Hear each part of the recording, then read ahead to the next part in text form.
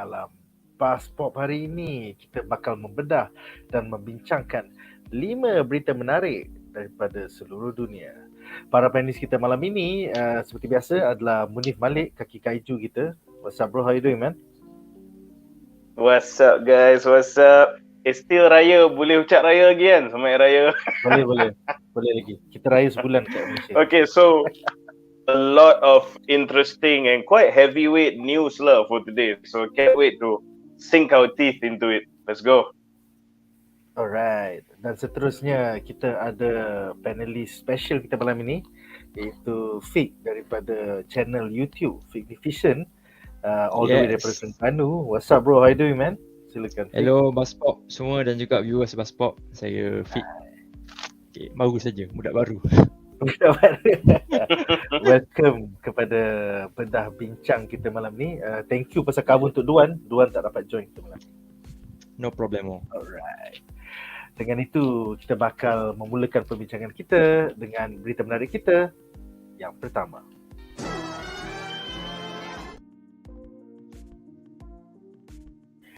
Alright.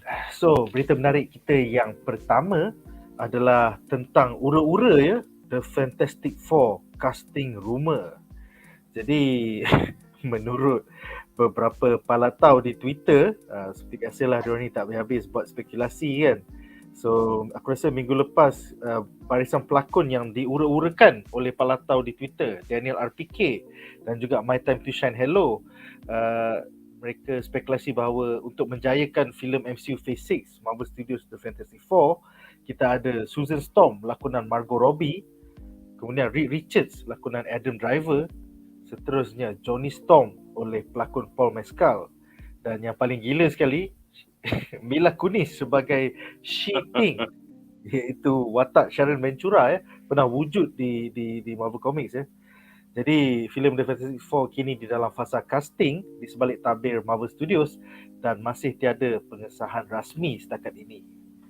Alright, so just because palatau ni buat spekulasi, korang janganlah macam tiba macam acah pula lah. Tu lah pasal tiba-tiba ting mana perempuan pula ni. So untuk segmen ni aku ada 2 soalan. Soalan pertama adalah untuk Munif ya. Apakah pendapat anda tentang berita casting palatau ini serta keputusan diorang nak twist guna she-thing instead of the thing. So penting untuk diingati ini sekadar rumor. So apa pendapat kau, silakan. Okay, so we start with the not so controversial ones. For me, macam Paul Mescal tu jadi torch nampak lah jambu-jambu sikit, so whatever lah. Probably with the right direction, he can, if he is indeed casted for the role, can pull it off lah. The next thing aku nak comment is Adam Driver. We know he is a very versatile punya actor. Daripada berlari-lari, bawa daughter substitute, lari against dinosaurs, libat dalam Star Wars, lepas tu pasal gaduh-gaduh in a marriage, whatever, semua pun dia boleh bawa effectively ya. I mean, kalau you shave off his hair a bit, put those trademark white streaks, buang dia punya stash, and then have him be that jaded genius yet bordering on the abusive kind of husband, he could pull off a Reed Richards sebenarnya. you could see Adam Driver kind of doing that lah. So I'm not worried about this is not like a sexist thing or whatever, but I am not worried about the male punya this casting rumors lah. The females, however, aku start dengan Margot Robbie. The fact yang aku tengok a white woman is being casted as ni lah, Invisible Woman ya, aku dah tahu this is a fake casting news. No way it's just gonna be the whitest female you can find jadi your this is your Wonder Woman. No way this is happening. Not in the Marvel movie, not in the DC movie, not in the comic book movie, especially not in the Disney movie though. So it'll be really counterintuitive for Disney lah untuk just go this white family tiba-tiba kan. I'm pretty sure lah. In fact, yeah, I mean this Margot Robbie news actually is the one that makes me feel benda ni fake news berbanding dengan the she thing punya casting. Okay, so which leads us to the hottest topic, which is the she thing, allegedly by Mila Kunis. If this were true, aku just nak cakap, through the years of Fantastic Four punya line-up ni, dia memang, it's not just the base family tu, dia selalu berubah-ubah. Kadang-kadang Valeria pun take over, Franklin pun take over, and then at one point aku rasa Mole Man pun pernah jadi part of Fantastic Four apa semua kan. So, but if you're talking about the female characters, no doubt, canonically pun memang She-Thing pernah become for a while part of the Fantastic Four lineup. But compared to all the other females outside of Invisible Woman yang pernah jadi part of the Fantastic Four punya lineup, I'm talking about like She-Hulk, Crystal, Namorita and Medusa and all that kan. Bagi aku, for the first movie, the She-Thing ni makes less sense. Sebab it begs the question of what? Kalau kau nak buat She-Thing, are you replacing Ben Grimm? Because the story of She-Thing ni sangat berkait rapat dengan Ben Grimm. So, are you gonna have two things then for the first movie? Which is kind of weird. Atau adakah kau akan completely erase the Thing, Ben Grimm, for the first movie? So, either way, there's no winning in this situation. Kalau kau nak right off the bat, maybe for the third movie or introduced in the second movie or whatever, tak kisah lah kan. But, it's like macam off the get-go kan, dari starting first movie tu macam Iron Man kan, starting kau terus Iron Heart so macam what's going on. Sebab kalau to me lah, kalau kau nak maybe balance the two females and two males, which I get that in this modern times, I'm not against that, but kalau kau nak cakap maybe someone like Namorita yang memang dah introduced into the universe, and mana tahu Namorita for some convoluted reason join the Fantastic Four, something happen, and then that will actually trigger the famous conflict that Reed Richards have dengan Nemo ke apa kan. So, and narratively that would make more sense than kalau kau nak buat She-Thing ni, you have to go with either there are two things in the first movie or there's no Ben Grimm in the first movie. Dua-dua is quite outrageous. So, I have confidence that Marvel is a lot smarter than that lah. So hopefully this benda ni memang kekal je rumor. But I'm quite assured because of the fact yang no way just another white girl is gonna be Invisible Woman or Margot Robbie. That is my assurance that this is fake news.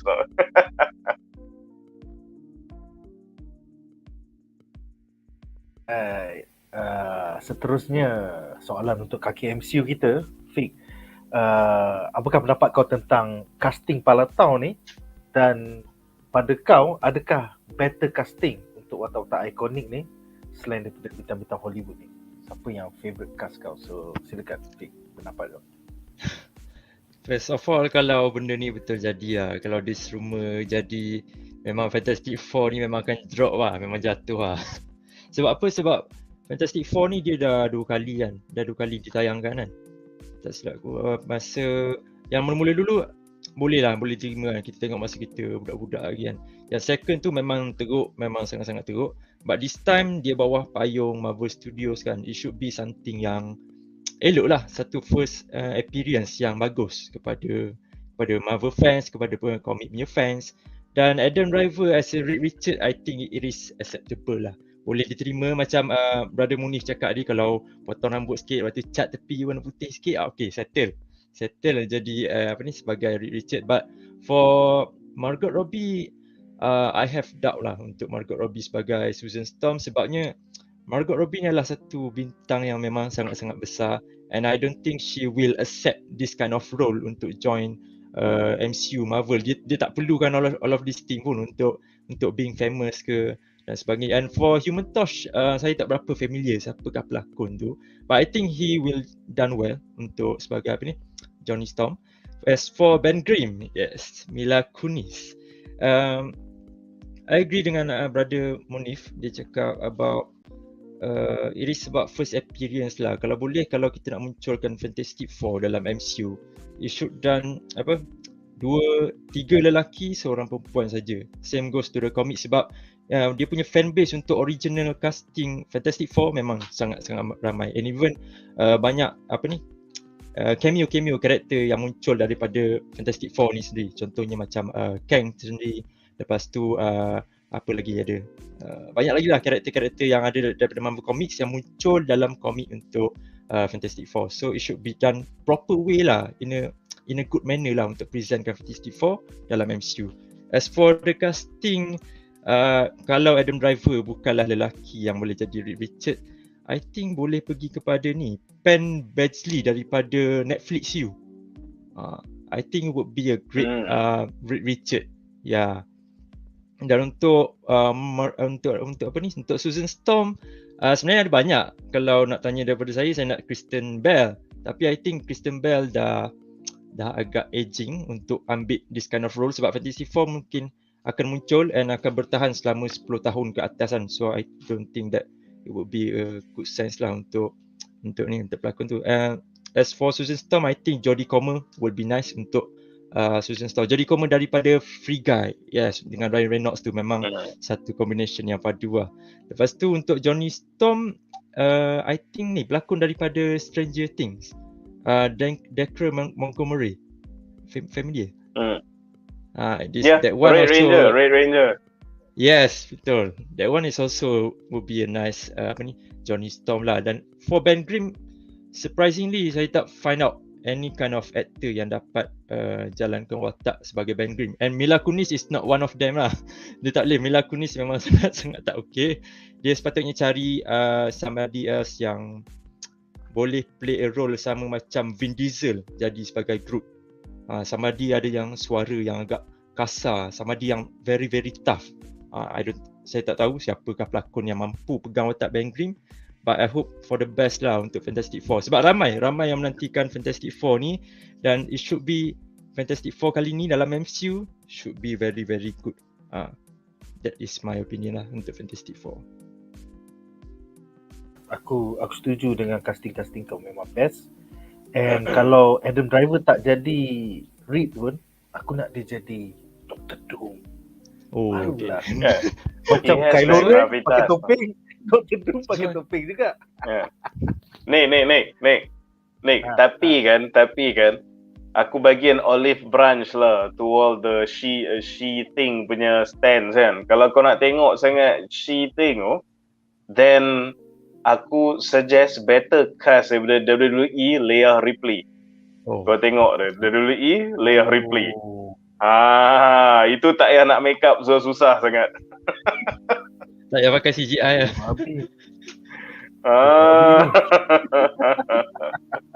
Baru kau tahu Death by Snoo.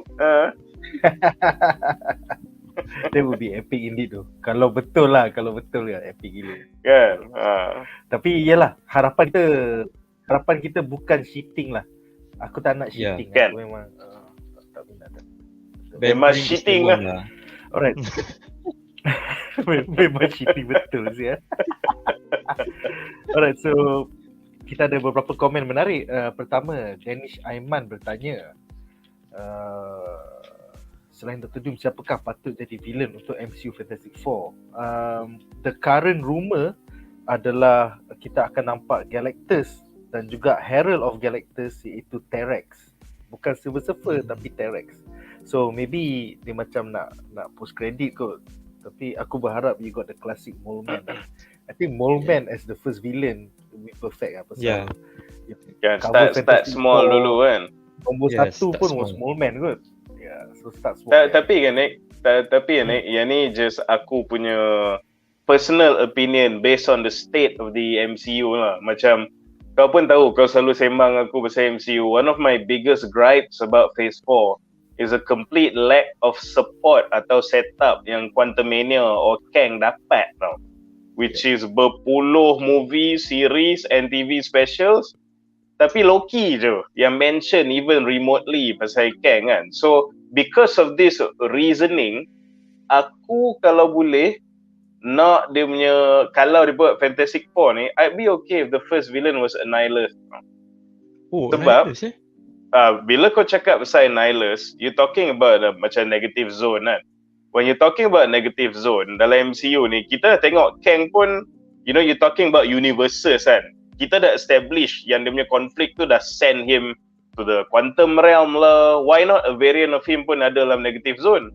So while they were dealing with Annihilus, sebab, and that could even explain the origin of their powers. Dia pergi negative zone, get bombarded by the cosmic rays lah, benda semua kan. So once they've dealt with Annihilus, lepas tu baru post credit tunjuk dalam rupanya Annihilus was serving Kang or something like that lah. Just another big movie to set up lah Kang sikit. Takkanlah banyak-banyak content tapi Loki je yang duk support and set up the big bad. Doesn't make sense. That's why Quantumania was underwhelming despite it being a solid movie. So because of that reasoning, I'd like to see, kalau bukan Annihilus pun, maybe Blaster ke siapa ke, but yang involve them to go into different universe so you can touch Kang a bit. So that's my opinion on this particular topic ni lah. Dari. Alright, jadi soalan seterusnya adalah daripada Muhammad Hazim yang bertanya, macam mana dia nak kaitkan Kang dengan Reed Richards, sedangkan Reed Richards kulit putih, Kang adalah kulit hitam. Ini adalah berdasarkan satu fakta bahawa Kang merupakan cucu cicit kepada either Reed Richards ataupun Dr. Doom. Kita tak sure lagi, tapi it's either Reed Richards ataupun Victor Von Doom. So jawapan dia simple. Kang adalah daripada abad ke berapa? Abad ke 31. Yeah, How many years ahead is that? 1000 tahun ke hadapan. Boleh je kot ada susu galo Reed Richards tu ataupun Victor Von Doom yang berkahwin dengan orang kulit hitam dalam 1000 tahun. Make sense lah. Make sense juga. It makes sense. Bukan anak dia betul-betul cucu cicit dia 1000 tahun ke hadapan. Jauh 1000 tahun. Itulah kan. Terjawab soalan Muhammad Azim. Seterusnya kategori Great bertanya, karakter perempuan mana kalau panelis nak tambah dalam Fantastic Four? I think aku suka She-Hulk lah. She-Hulk used to be a member of the F4 back in the 80s, sebagai an extra member masa the original 4 member pergi off planet. So I think you had She-Hulk, Ghost Rider, Spider-Man dengan ya, Spider-Man yang suit Future Foundation kan. Yes. Ya, so itulah, ada versi 80s, ada yang versi 2000. So itulah pada aku She-Hulk lah. Kepada Fik pula, siapa yang kau nak? For me Spider-Man lah. Daripada komik What If Spider-Man join Fantastic Four. Yang yang Susan Storm choose untuk stay dengan Namor dalam lautan tu. Dan dia dah tak jadi Fantastic Four. The original members untuk Fantastic Four adalah Reed Richards, Johnny Storm, Ben Grimm dan juga Spider-Man. Susan Storm dah tak ada masa tu. Kalau Mila Kunis jadi Susan Storm, bolehlah letak dengan Namor dekat bawah.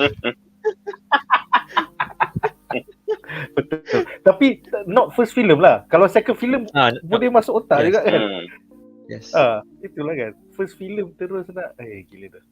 Alright, seterusnya Syah Rehan bertanya, F4 ni daripada Earth 838 ke 616? I think it should be from 616 because diorang nak bina kepada Secret Wars.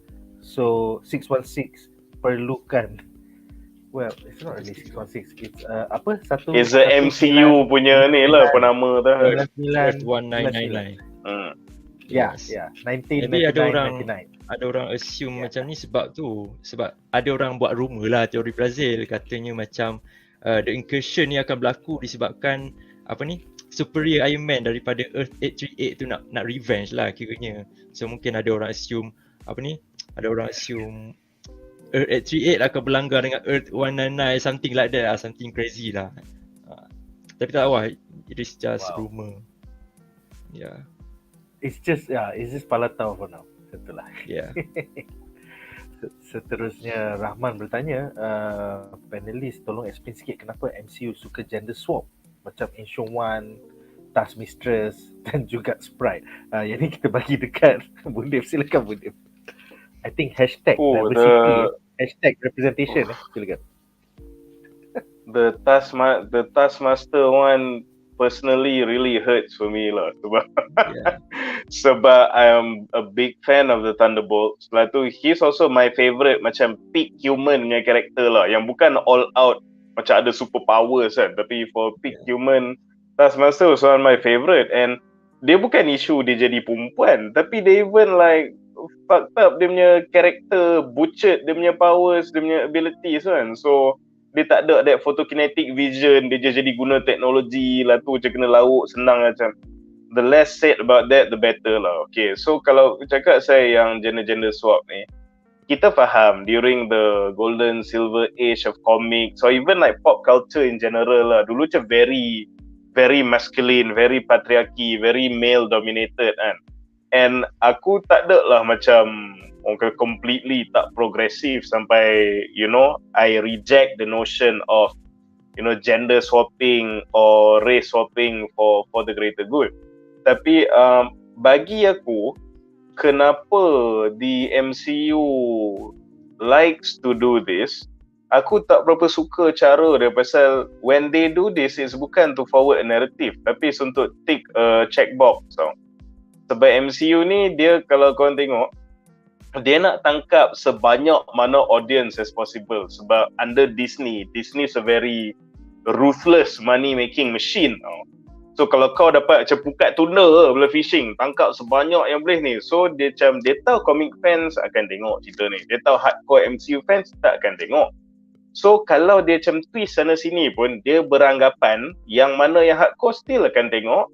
But on top of that, dapat jadi lagi inklusif and tangkap the more, orang kata for lack of better word, the more woke crowd ke, the more progressive crowd ke tu. So dia sebenarnya nak pukat tunda lah in a way. But it has to be said, macam I have to say, I'm not a hater of these things. Aku reiterate again. Sebab macam aku selalu cakap, aku selalu bagi this comparison. Aku pun baca komik The Boys. Dalam The Boys kau jangan cakap lagi banyak gender swap, lagi banyak race swap, tapi kenapa tak ada isu? Why is there no issue? Sebab the showrunners, bila dia buat those changes dalam The Boys, dia serve a narrative punya purpose tau. Macam Stormfront tu dalam komik, dia male Nazi. Dia tukar dia jadi female Nazi. Fine. Kalau MCU buat, kena kecam. Okay, tapi kenapa kalau yang The Boys buat, dia okay? Pasal, aku tengok showrunner dia explain. Dia kata sebab kita tahu Homelander tu is a big man baby tau. And then dia very patriarchal. And then dia very, all these really bad values. Bayangkan the first time dia jumpa equal dia, perempuan pula tu tak emasculated ke dia kan. So how will that challenge the Homelander punya character? So they had this very detailed sociological, psychological thought on kenapa dia gender bend tau.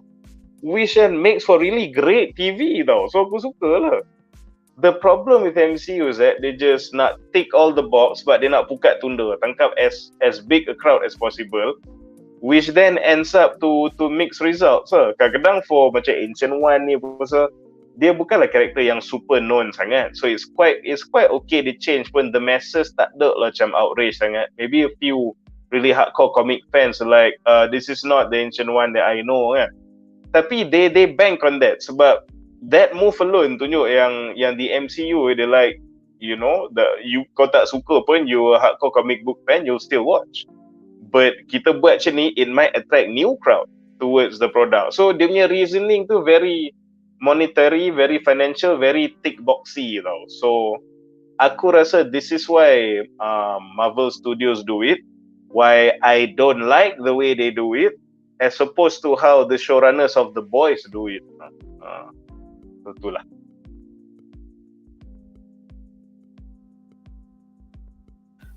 Semoga terjawab soalan Rahman tu. It's all about pukat tunda. At the end of the day, it's all about pukat tunda. Alright, so nampaknya ramai yang baru masuk chat ataupun baru tonton. Jadi banyak bertanya, betul ke Mila Kunis jadi cheating? Betul ke dia jadi Ben Grimm? Okay, jawapannya dia bukan jadi Ben Grimm, dia diura-urakan bakal jadi Sharon Ventura, iaitu watak She-Thing yang dah pernah wujud di halaman komik Marvel Comics. Tapi itu sekadar berita palatau oleh Twitterati seperti Daniel RPK dan My Time to Shine Hello. Dua ekor pekimak ni, diorang boleh tweet 100 benda, 99-nya salah, satu je yang betul. Oh, by the way guys, yang Guardians of the Galaxy tu, tengok babak tu betul tak? Aku betul guys, aku betul. Sial lah. Kau cerita 99 semua ke laut, satu je yang betul. Seminggu sebelum movie keluar, macam ada member pergi tengok bagi tahu kau je. So aku tak pernah percayalah Daniel RPK, My Time to Shine Hello ni. Baca boleh, percaya jangan. Logik sikit. Tapi kalau dia betul, then shit, dia betul.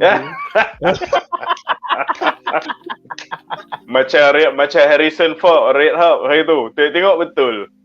Harrison Ford punya news kan. Itu Jeff Iskandar. Jeff Iskandar tu pun ada orang-orang di sebalik tabir juga. Macam tu lah.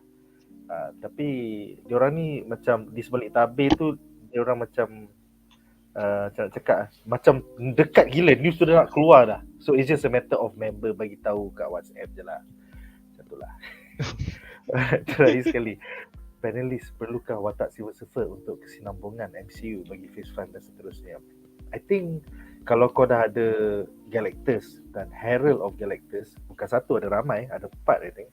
Semuanya based on elemen air, api, earth and then fun. Earth, wind, fire, So yes, kalau kau ada T-Rex, kau ada Galactus, I think eventually patut ada Silver Surfer lah. Alright. So don't worry. Kebanyakan berita dia, sumber dia hanyalah palatau daripada Twitter. So just because kau baca doesn't mean it's real. So hopefully kita dapat membincangkan ini from week to week as produksi Fantastic Four dimulakan di MCU. Alright, so last question kita ada daripada Ahmad Nasuha yang bertanya, siri TV Citadel hari tu ada buat reaction trailer kan? So ada bedah ke series tu? And satu lagi series Silo, not bad untuk episode pertama. Okay, so untuk siri-siri Amazon Prime dan juga Apple TV Plus, selalunya kita orang tak cover pasal kita dah cuba cover in the past, Amazon Prime ke Apple TV Plus ya. And soalan nombor satu yang semua orang tanya ialah, bang, cerita ni best nak tengok kat mana? So pasal langganan Amazon Prime Malaysia tak cukup meluas, diorang tak advertise pun, they've been in Malaysia for the past 3 tahun. Dan juga Apple TV Plus lagi tak kisah tentang Malaysia. Aku malas nak cover siri-siri diorang walaupun awesome. Pada aku Citadel is getting better and better week by week. I think last Friday was episode ketiga. Aku macam fuck, tak sabar nak tengok episode keempat. Silo pun aku baru lepas layan episode pertama. Wow, gila engaging tu. Dia macam dystopian sci-fi. Orang terlekat di dalam dia macam Silo kan. Dia macam Fallout. People are stuck in a bunker. Ada 100 level ke bawah ke 300 level ke bawah. It takes you a day to get forward to level 100. Engaging. Memang engaging. Aku suka Citadel, aku suka Silo. I think two of the best TV series out there right now streaming. Tapi itulah, dia tak ada budget macam HBO untuk marketing. Dia tak ada budget macam Netflix. So yes, soalannya aku akan dapat kalau aku cover ni for the next 6, 7, 8 minggu adalah apa nak tengok dekat mana. So that's why aku tak cover. Tapi enjoy. More power to you Ahmad Nasuha. Check it out. Aku pun tonton setiap minggu. Love it. Kalau boleh, kalau kau nak bincang, kau DM aku je. Alright. Dengan itu berakhirlah segmen pertama kita. Dan kita akan ke berita menarik kita yang kedua.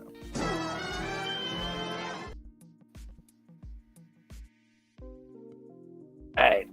So daripada MCU kita sekarang pergi ke DCU pula. Jadi minggu lepas ada 3 berita menarik . Pertama, berita bahawa skrip Superman Legacy sudah pun disiapkan oleh James Gunn. Kemudian Superman Legacy tambah Crony Gun daripada Guardians of the Galaxy. Dan terakhir sekali Superman Legacy tambah Crypto the Superdog. So aku mulakan daripada the first berita. Produksi filem Superman Legacy tidak terjejas kerana penulis pengarah James Gunn telah berjaya menyiapkan draft skrip pertama minggu lepas, seminggu sebelum Persatuan Penulis Writers Guild of America mula mogok di Hollywood awal minggu ini. Pengarah James Gunn juga mengesahkan melalui laman Twitter bahawa beberapa barisan pelakon Guardians of the Galaxy Volume 3 bakal terlibat dengan filem Superman Legacy 2025 arahannya di DC Studios, sebahagian daripada DCU Chapter 1. Serta Gunn juga mengesahkan di dalam wawancara bersama akhbar Toronto Sun bahawa watak adiwira Crypto the Superdog bakal beraksi di dalam filem Superman Legacy nanti. Jadi untuk segmen ni pun aku ada dua soalan. Soalan pertama adalah untuk Munif. So selain daripada adik dia Sean Gunn dan juga isteri dia Jennifer Holland, siapakah kroni-kroni Gunn yang anda harapkan di dalam filem Superman Legacy nanti? Okay, let's go over what we do know. Macam Nick cakap lah, dia bini dia memang confirm ada lah sebab dia hardcore kan. So she's gonna do itulah yang behind the scenes, recruiting ke, scheming ke, all this counter initiatives against meta humans and all that. So dia definitely akan ada. Brother dia memang akan ada, but itulah you wonder as who tau. That's a big question. Silap dia bagi Jimmy Olsen ke apa ke, tak tahu kan. You never know, could be Jimmy Olsen. Tak tahulah dia nak ubah the dynamic macam Olsen jadi mentor dia ke, because this is the apa ni, is it gonna be like macam a young, is it gonna be a young Superman?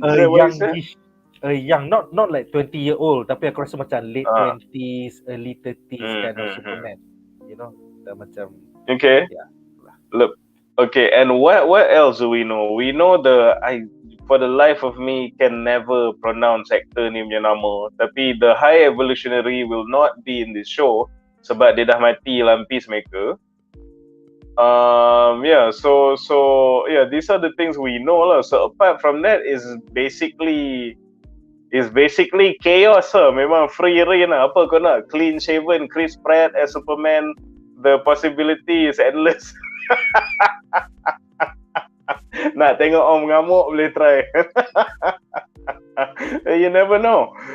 But there are some bagi aku lah, some interesting possibilities. I mean, if you want a people of color Lois Lane, I think Zoe Saldana can play the role. Sean Gunn jadi anjing boleh jadi juga kan. Lepas tu, I don't know, maybe they're gonna tease Supergirl in the movie. So entah Maria Bakalova ataupun could probably be their Supergirl, you never know. Dalam Guardians, dia mainkan watak Cosmo kan, as Cosmo punya voice. Lepas tu, it's almost guaranteed Michael Rooker will be there lah. Yondu will be there. So, dia dah lah ada in other DC punya projects kan. So, I don't know, maybe they can saja double casting kan, since the last Suicide Squad tu pun is a soft reboot somewhat, I don't know. So dia boleh datang balik as senior Kent or something apa, tak tahulah, the possibilities are endless. The only thing we know is that his wife is going to be there as Harcourt, their brother is going to be there but don't know as who. Yondu is going to be there, don't know as who. High Evolutionary is not gonna be there because he's freaking dead dalam Peacemaker. So lepas tu yang selain pada tu, you guys have fun. Memang it's gonna be pure chaos lah. Tetapi from this news actually pasal casting kroni ni, bagi aku it's a given. So I'm not worried about that thing. But kalau kita nak cakap saya worry kan, there are two things yang actually buat aku agak sedikit risau lah pasal Superman Legacy ni. Pasal, first of all, it's James Gunn himself. We know he's an absolute master at tukar macam fringe characters into very lovable characters. How does he make them lovable? Turn them into macam tasteful comedic punya character. Kan, bagi humor, bagi dia lembut sikit, not take themselves too seriously apa semua kan. So kita dah tengok dia across DC to Marvel to DC, dia dah handle these C-list characters apa semua and executed them masterfully. But aku personally has always had this thought yang I've never seen him handle an S-rank superhero, so to speak kan. And we've never seen that before, and tiba-tiba dia nak handle Superman Legacy. But to be fair to James Gunn, he hasn't made a bad movie as far as I'm concerned so far. So aku bagi the benefit of the doubt. And then I watched Guardians 3, and actually that's his first handling of an S tier superhero and Adam Warlock, and I got a bit worried because as you know, siapa yang dah tengok tu tahulah. So aku quite worried pasal alamak, that his modus operandi did not change even with an S rank hero. He be using those treatment for the fringe characters. For an S tier character, he kind of gave the same treatment. And then you look at today's news, dengan nak ada crypto-nya semua, it's not gonna be a gritty serious movie. The fact yang crypto ada situ, crypto is in this movie. And then kita dah tengok the handling of Adam Warlock. You put the two and two, aku sikit risau that it looks like, and aku hope to be proven wrong, it looks like he has only one way to approach superheroes. Setakat ni lah. But I'm pretty sure, and I'm hoping once the trailer dah keluar, casting dah keluar, I'll be proven wrong. Cuma as of now, it really looks like he has only one setting in approaching any character. Aku tak nak cakap bang. Oh Akram, aku tak nak cakap. Tapi jauh di sudut hati tu, because baca Taika, I have no doubts kalau Taika macam did apa yang monster commandos ni lah, buat Suicide Squad ni, it probably would have been like really excellent. But he's handling Thor. You know, he's a founding Avenger and dia badut kan. So sekarang ni aku just risau that James Gunn dia dah intro kita with Adam Warlock tu, to me lah personally, bagiku did not inspire confidence. So again, aku nak to be proven wrong. Aku bayar duit pergi tengok wayang, so aku nak enjoy. So hopefully Superman and this news of tidak ada crypto pula lah movie ni, hopefully he can still do something yang, you know, respects the enigma of the character that is Superman lah. Hopefully. Tu je lah aku nak komen. Hopefully, ya. So, soalan seterusnya adalah untuk Fik ya. So, selain daripada berita kroni, kita juga dapat berita bahawa Crypto the Superdog daripada animasi akan masuk ke dalam live action ya.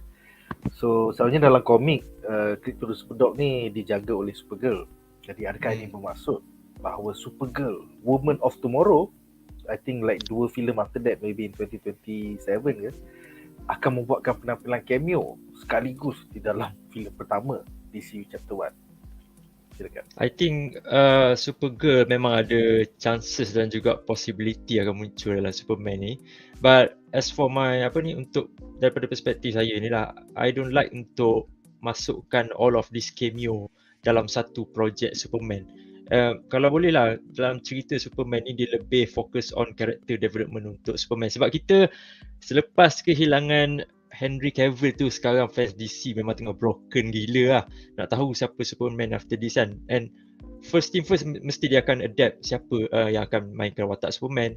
And lepas tu kita nak masukkan Supergirl, lepas tu Crypto juga ada sekali. Dan story pasal Superman macam mana? Kita nak tahu lebih detail lah. Daripada pendapat saya nak tahu lebih detail about Superman, dia punya backstory, dia punya story about journalist. Lebih baik untuk James Gunn fokus on that thing lah. Make it different from Superman punya project. Tapi ya, kalau nak cakap pasal kebarangkalian Supergirl akan ada, I think memang ada chances yang sangat-sangat tinggi untuk Supergirl ada. Selepas Crypto ada dalam filem ni, mungkin Chris Pratt akan jadi Crypto, tak tahulah. Mungkin saja. Ya, dari setting lah. Itulah. Actually diorang dalam artikel Toronto Sun tu, diorang buat joke at the end. Dia macam Chris Pratt cakap, aku nak jadi Crypto, tapi kau kena bayar aku dalam Crypto, bukan USD. Yes. Lepas tu James kan jawab, boleh lah, tapi kau tak boleh bercakap. Boleh lah. Dengan sini sekali dia menjawab. Itulah. Alright, so kita ada 2 komen. Pertama daripada Revenant yang bertanya, pendapat panelis, siapa boleh jadi the next Superman? For me, Wolfgang Novogratz. Yeah, Wolfgang Novogratz looks good. Tapi aku lagi suka David Corenswet. David Corenswet pun best juga. Kalau korang Google Superman, aku rasa dah ada orang buat Superman David Corenswet, Superman Wolfgang Novogratz, semua pun dah pakai suit dah. So korang Google je mesti dapat. Pada pendapat panelis, kita mulakan dengan Munif, silakan. I think it should be to an unknown lah. Kau tak patut bagi Chris Pratt, kau patut bagi ke unknown. You know? Itulah, that's the thing. Pasal kalau kau tanya aku pasal casting Superman idaman aku susah nak cakap pasal I don't want any of the actors that I know. Kau faham tak? Sebab nanti macam that whole uproar masa nampak Nicolas Cage audition untuk Superman tu kan. Sebab then it's just you know, this A-list celebrity cosplaying as Superman. Macam you don't believe yang dia sebenarnya dah jadi Superman kan. So it has to be a talented unknown. So bukannya crony unknown, bukannya Insta famous unknown, then actual maybe with a theatre background yang boleh, you know, really lakonkan the character really well. How can someone yang all powerful, godlike person but is also a humble farm boy and then having difficulties macam handling, balancing between the two worlds, satu not killing people but then fighting all these crazy cosmic creatures yang the only way to stop them is to kill them. You know, Superman is actually a very interesting and complex character tau. So I really hope they find a competent unknown. So aku takkan bagi name sebab memang aku tak boleh. Whatever name aku bagi, aku akan nampak nama-nama ni dia akan cosplay as Superman. Dia tak jadi Superman. Seterusnya, Fik, kau ada apa-apa favorites kau? Maybe kau dah tengok YouTube video. Silakan. Adalah banyak, tapi saya setuju dengan Munif lah. Dari setting tentang superhero, kita boleh, you know, imagine siapa yang akan jadi. Someone yang bulky, someone yang tegak untuk jadi jurnalis dan juga jadi Superman nak lawan dengan alien dan sebagainya. But the criteria untuk karakter tu is the most important thing lah untuk kita fokus on. Macam mana dia jadi Superman, macam mana dia jadi jurnalis. Tak banyak aktor yang mampu pegang role sebegitu. Bukannya sebab dia kacak, okay, dia boleh jadi Superman. Okay, dia ada rambut curly sikit, okay, dia boleh jadi Superman. It's not that easy lah, to be honest. So kalau nak name one Superman is very very difficult lah. But for me, for now, masih lagi Henry Cavill memegang hati as a Superman lah. And it is kind of sad lah tengok dia pergi. Yeah. Too iconic. Yes. Susah nak keluar dari imagery Henry Cavill. Superman Henry Cavill. Oh shit. Dia pasal kita dapat satu filem je bro. Kita patut dapat sequel. Kita patut dapat trilogy. Barulah kita boleh cakap goodbye kepada Henry Cavill. They could not wait bila tengok MCU making all that Avengers money. They just could not wait. Second movie terus tutang semua ada. Jahanam terus. Alright, seterusnya Nameless bertanya ya, adakah Superman Legacy akan ada lagu-lagu retro macam Guardians of the Galaxy? Aku rasa kalau first act tu merupakan dari kecil, daripada Kansas sampai dia dewasa, maybe dia akan ada montage lagu-lagu klasik. Kalau kau nak tunjuk by the decades punya montage kan, so it might be one possibility. Macam tu lah. Betul. Seterusnya, Could be. Wan Faris bertanya, anak Superman gay kan dalam komik? Yes, dalam komik DC komik sekarang 2023, Superman ada anak, Jonathan Kent. Dia merupakan seorang Superman yang gay. So, yeah. Selamat membaca. Aku tak baca pun. Aku tak baca. Alright. Seterusnya Nazmi Ali bertanya, boleh jadi tak Gun buat surprise dia panggil Henry Cavill jadi Superman balik? Aku rasa kalau ditawarkan pun Henry Cavill akan tolak. Nombor satu nak jagai muka dia.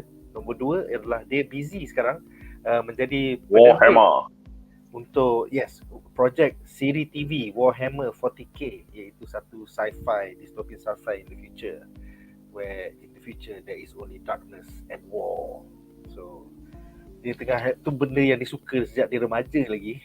Dia adalah jenis tabletop miniature game futuristic, kau ada orcs, kau ada zombies, kau ada macam, what's the word for it, power armor man. So kau ada soldiers in power armor. So yes, maybe that is 2025 lah kita nantikan. So Kevin busy sebagai penerbit. Yeah.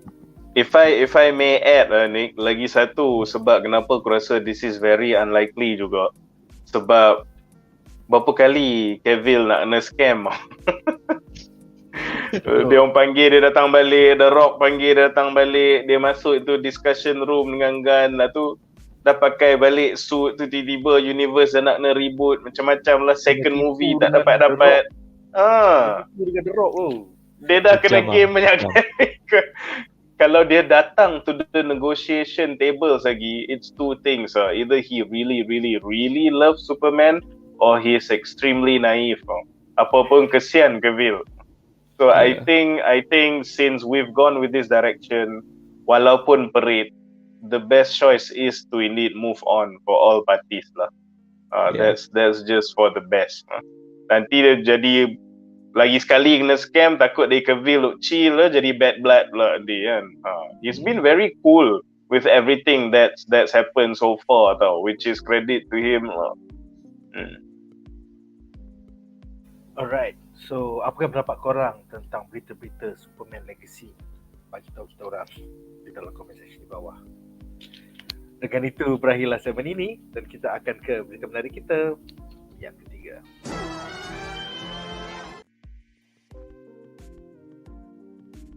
So, berita menarik kita yang ketiga ni aku rasa yang paling kontroversi minggu lepas. Iaitu kita minggu lepas Oda Sensei telah memberi sepatah dua kata tentang projek Netflix One Piece live action ya. Kalau kau dapat baca, kau dah nampak? Ada nampak tak? Nampak. Yes, so ini merupakan satu warkah daripada Oda Sensei kepada semua fans One Piece. Dia cakap, don't worry guys, projek ni gonna be okay. Kalau aku tak suka, aku tak akan bagi keluar. Tapi dia ada cakap macam, this is my last chance to make this a reality. Macam dia nak mati je. Aku macam, Oda sakit ke apa ni? Macam aku terkejut baca line tu. This is my mortality ke apa. Macam gila apa. But personally lah, kata-kata Oda Sensei ni buat aku lagi tak confident bahawa Netflix akan berjaya sumbat East Blue Saga arc di anime yang ada 61 episod menjadi hanya 8 live action episode. So, soalan pertama adalah untuk Munif ya. Apakah pendapat anda tentang potensi 61 episod East Blue Saga dikompreskan ke dalam hanya 8 episod live action? So, silakan. Aku dengar those figures pun dah berpeluh. So, as a very big One Piece fan, and one could say an even bigger One Piece fan than an MCU fan pun aku ni, I'm just so incredibly worried from the first day dia kata nak buat live action ni, sampailah Oda actually dah keluar 2-3 tau this so-called assurance punya statement yang makin dia keluarkan macam Nick ke, makin aku risau every time macam dia kena assure the fan base kan. So bagi aku it shows that all is not well in paradise lah, so to speak, in production, yang sampai you know what, before this shit hits the fan kan, aku kena assure the fans ke, in case benda yang keluar tu subpar, just manage expectation sikit. I feel that's the vibe yang aku dapat from these messages so aku just sangat risau.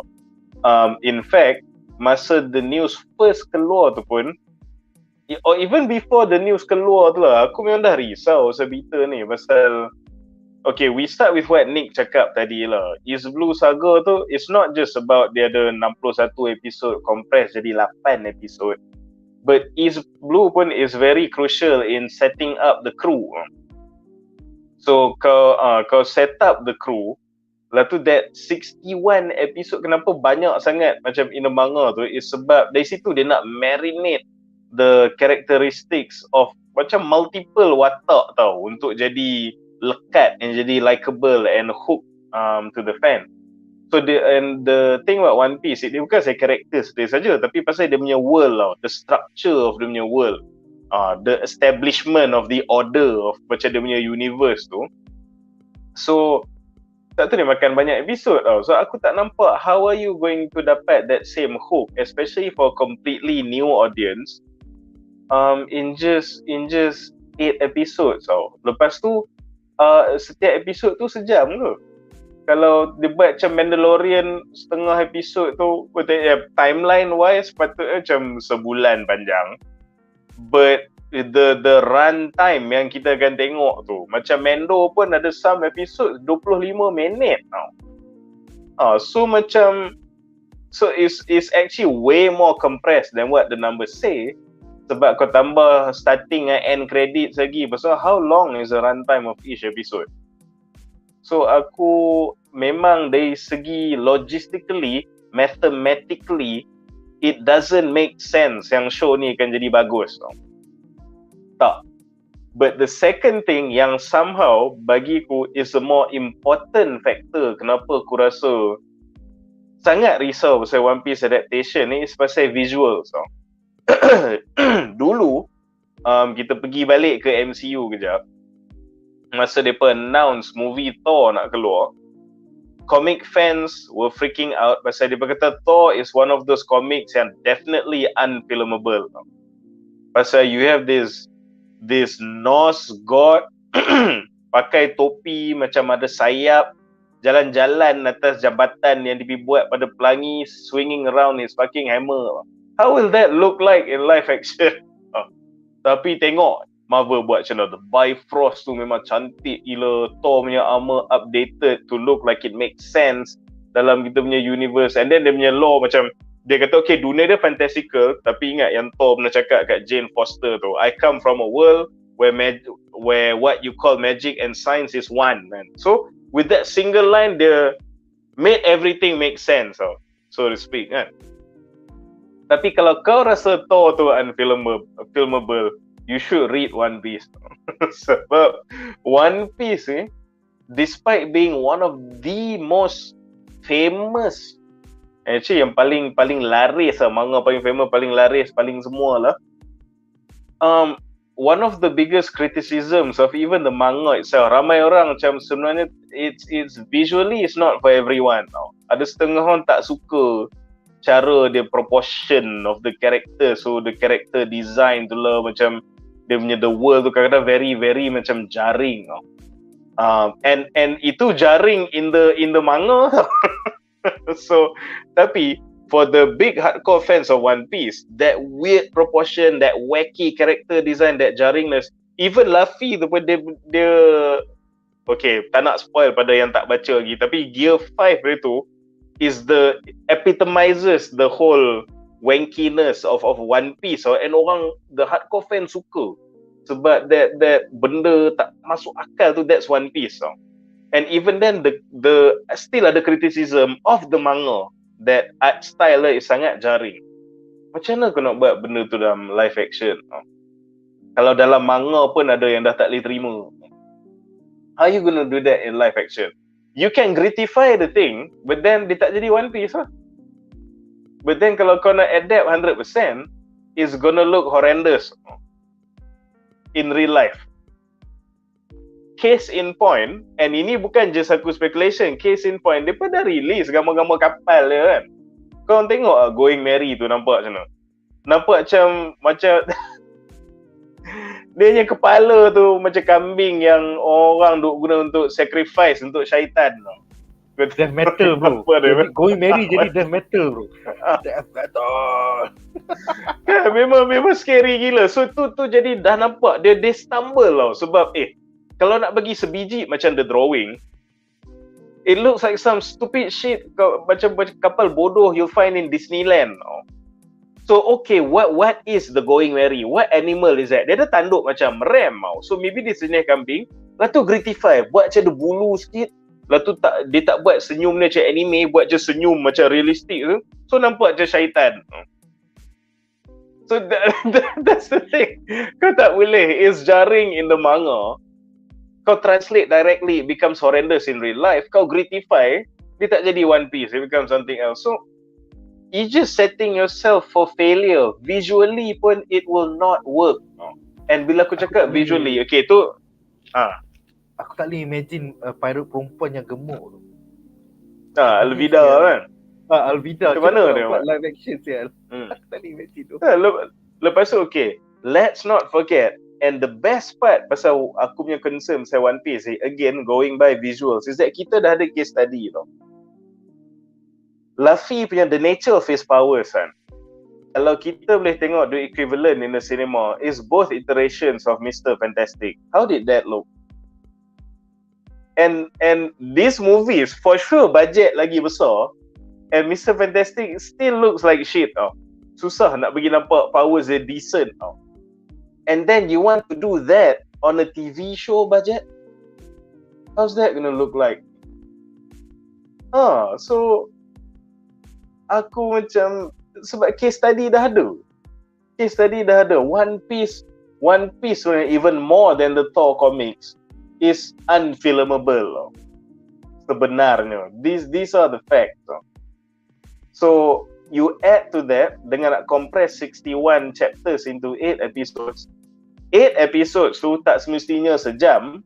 Kalau tambah dengan opening and end credits lagi, it's just di celah mana aku nak cari confidence for this show. And again, aku bukan bazir duit bayar Netflix aku just to hate watch. Lagi-lagi One Piece, lagi-lagi macam Oda Sensei involved kan. I want this to be good. But logically speaking, there's no reason that says why it will be good. And I'm really hoping to be proven wrong, but I don't see how. Itulah dia. Itulah. Memang aku rasa ni adalah satu projek Netflix yang ramai fans bukan nantikan tapi takut akan hancur. Dread. Pasal track record Netflix, kau tengok ya, Death Note live action dia hancur. Cowboy Bebop hancur, terus kena cancel. Betul. Tu case studies tu. So and macam kau cakap ni, Cowboy Bebop and Death Note are the one yang tu relatively easy untuk translate into film. Betul tak? Ya, betul tak? That is kalau yang tu pun kau tak boleh translate into film, how you gonna do One Piece? Death Note tu is literally just normal everyday setting. Cuma ada Shinigami kan. Ya, main game seperti ada Shinigami ya. Itu pun tak boleh buat. Ini kan pula kau ada some stretchy guy and 90% of the time atas laut, naik kapal pelik-pelik, surrounded by weird people with weird powers every episode. Yeah, man. How? Alright, jadi to lead to the second question untuk Fik. So, sebagai seorang penonton Netflix, kita dah tengok yang Death Note hancur, and then kita tengok Cowboy Bebop cancel after one season. So, and then lepas tu dia punya mangaka tu cakap, oh saya tak suka pun projek ni, tapi dia bayar saya duit. So adakah apa yang dikatakan oleh Oda Sensei ni karya macam nak menjaga air muka dia je, nanti lepas ni bila kena cancel dia, ya saya pun tak pernah suka live action ni tapi dia bayar saya banyak duit, so saya katalah cerita ni best, korang don't worry. So apa pendapat kau? Silakan. I think mungkin ada daripada perspektif manga reader dan sebagainya ataupun anime fans sendiri yang nak tengok One Piece to be live action lah. And saya tak pernah baca manga One Piece, but I am really excited lah untuk tengok One Piece live action. Really, sumpah memang excited untuk tengok. Tapi daripada news ni, berpuluh-puluh episod cram in dalam 8 episod live action, it's kind of impossible to make lah, to be honest. Bukan impossible daripada jalan cerita, of course, the visual itself, grafik dan sebagainya, memang sangat-sangat susah untuk puaskan hati fans sebenarnya. Sebab One Piece, macam Brother Munif cakap, One Piece is anime ataupun it's anime yang memang disukai ramai. Kalau kita cakap dengan orang sana sini, One Piece is the anime. Kemana-mana saja One Piece memang orang akan cakap lah. Dan to make it live action, kalau live action tu memang live action yang sangat-sangat cantik, dia punya story ditulis dengan sangat-sangat bagus, sama seperti dalam manga, memang orang akan puas hati. Tapi kalau this thing flop dan memang ada tanda-tanda yang live action untuk One Piece ni akan flop, memang akan diborak sampai 10 tahun yang akan datang lah mungkin. Sebab contohnya macam it's not from Netflix lah, Attack on Titan itself. Attack on Titan movie, Attack on Titan kan. Yang tu pun dah drop, padahal benda tu terbang-terbang, kita nak buat macam scene macam Levi terbang dekat seluruh rumah-rumah tu kan. It's very very difficult untuk buat benda tu. And sometimes lah saya ada rasa macam fikir mungkin benda apa yang ada dalam anime should remain there, bukannya bawa ke live action. I think Dragon sampai Ball. ke tahap tu lah. Yes, Dragon Ball. Ozaru semua tu kan. Oh damn. Mungkin lah it should remain there lah. Dia tak perlu bawa ke live action, walaupun mungkin ada setengah daripada kita nak tengok benda ni live action nampak sangat epic, tapi dengan digital yang kita ada sekarang, kewangan, bajet dan sebagainya, sangat-sangat susah untuk buat that thing. Itulah sedih. And ini bukan the only one yang diorang akan rogol ataupun rosakkan. Netflix juga plan untuk merosakkan Rurouni Kenshin. Bukan Rurouni Kenshin. What is the one daripada 80s, the one yang kau boleh tembak satu sekali sehari? Yu Yu Hakusho. Yu Yu Hakusho boleh orang buat live action, bro. Aku macam babi, aku baca tu masa 90s weh, masa aku remaja. Come on guys, jangan buat uncle ni sedih, boleh tak? Jangan buat uncle sedih. Betul lah kan. So kita ada beberapa soalan yang menarik. Pertama adalah daripada Wan Faris yang bertanya, apakah faktor bila Hollywood buat anime adaptation tak berjaya? Tak silap, Alita Battle Angel dia kan yang akan berjaya. Yes, Alita Battle Angel berjaya pasal James Cameron dah nak buat dia jadi filem for the past 30 tahun. Aku ingat aku baca majalah 1999, dia cakap saya nak buat Alita Battle Angel. Sejak 99 sampai sekarang. So pasal dia suka the source material, that's why menjadi. Masalah kebanyakan produksi Hollywood ni, the first thing diorang buat ialah okay, kita nak buat live action, so apa yang kita boleh buang daripada the original source material.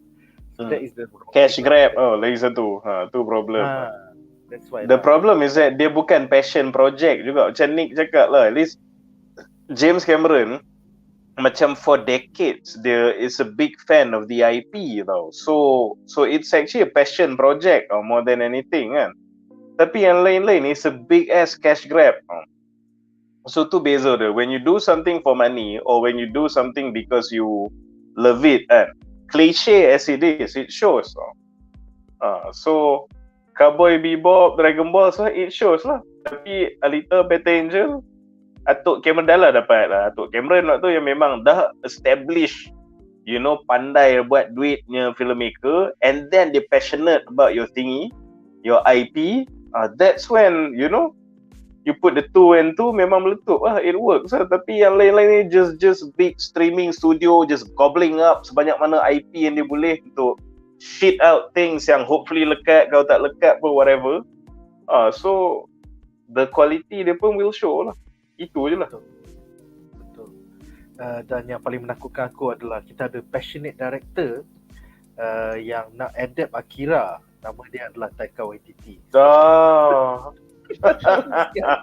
Aku tak tahu kenapa Kimak ni nak buat semua filem sial. Star Wars pun dia nak buat, Akira pun dia nak buat. Fuck off lah please.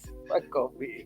Tak, sebab si aku kadang tak faham kenapa like this clown is so out of touch. Pasal he's best. Kau tengok kat IMDb pun benda semua, he's highly rated shows. Usually ones where it makes sense to make a fool of himself jadi badut. Jadi memang buat komedi lah apa benda ke. So your typical badut style will work lah. But I don't understand why he insists macam dia nak deal with all this macam more serious things. Kenapa dia buat Star Wars? Kenapa dia buat movie about not only about a founding Avenger in Thor, tapi lawan dengan the God Butcher, which is supposed to be powered by, symbiotes from Nal, the symbiote god. Why do you want to handle all these things? Benda yang serius-serius ni. Lalu sekarang kau nak buat Akira. Kau nak buat Akira, nanti Nanti Akira tu nanti tangan dia jadi bentuk kotel lah, tu gelak-gelak lah. Aku je dah tahu dah style si badut ni. So macam I really do not understand why he still has a job in Hollywood or why he's still being given all these serious roles. So, aku memang tak faham. Aku sangat tak faham. Yeah man. Aku tak boleh brain lah kalau ada scene dia jerit Tetsuo, lepas tu tangan dia jadi connect. Tetsuo. Tak, it'll be there. It'll be there. Aku rasa tak, aku macam Mamat ni all his like ill-timed non-stop jokes, I think it's a cry for help for a very deep underlying real issue is probably going through tau. So get help. Stop ruining IPs. Get help. Hey. Jangan merosakkan Star Wars orang, jangan merosakkan Akira. Star Wars tu tau. Lightsaber bentuk kotak. Kau tengok lah nanti dia buat. Ataupun keluar slow-slow. Lepas tu orang tu dia tutup kan. Lepas tu keluar balik. There'll definitely be some shit like that. Aku guarantee lah Mamat cannot be serious to save his life. Betul tu. Agree. Pasal Jedi dengan Sith gentleman tau. Diorang tahu diorang boleh guna force push untuk turn off lightsaber lagi satu amat tu. Tapi diorang dah agree. Kita jangan turn off lightsaber. Code of conduct. Kita lawan betul-betul. Kita lawan. Dia the code of conduct. Alright, seterusnya.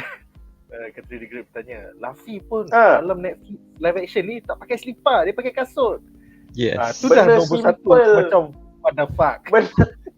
Benda Luffy simple modern. macam ni pun tak boleh buat tau. Benda simple, dia the best part is kau tahu, you know they actually like explain this tau. Dia cakap siapa saya nak shooting susah, safety reasons kan. Kau tak boleh pakai ke camera angle ke macam CGI from a distance action ke apa benda ke. Habis takkanlah bila kau ada scene-scene lawan kau pakai kitchen punya mitts kat tangan kau sebab dangerous kalau tumbuk orang. Benda stupid macam ni pun tak boleh Aku buat. rasa selipar tu penting kot bila dia tenang-tenang orang tu, selipar tu penting. Yes, penting. Mungkin So it Luffy shows yang that they already do not understand the IP. Dia strike one, dia dah tunjuk. Sorry Fik, you were saying? Mungkin Luffy live action dia nak modern sikit, dia nak pakai stickers, nak pakai kasut night. Okay, Fik, betul. But you see Fik, that was what I was talking about just now. Why are you doing all this? Sebab susah kan nak adapt kan? Because it is unfilmable. Then what do? You gratify. When you gratify, macam aku cakap tadi, it's not One Piece. Yes. It doesn't become One Piece. Betul. So you have set yourself for failure touching this IP. It is unfilmable. Definitely tak boleh. There's no way visually it will work. I just do not see how. This will be our macam generation ni punya Dragon Ball Evolution. Kau tengok lah. Ya.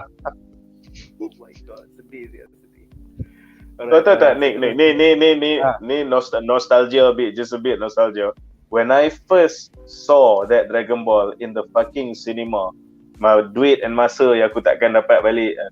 Masa aku tengok dalam wayang tu, aku rasa in the first 3 minutes aku dah berpeluh. I realised something was wrong tau. Pasal apa? Masa start movie tu, aku rasa semua orang pun dah tak ingat dah benda ni. But this became a core memory, unfortunately for me. Starting movie tu, the first 3 minutes, dia yang Goku bagi quote tau. Dia cakap, there's only one rule. There is no rule. Acha, what the fuck? Bila masa ada quote? Bila masa ada line ni doh dalam manga? Aku dah, oh shit. This is gonna be shit, man. Dia ingat Fight Club ke?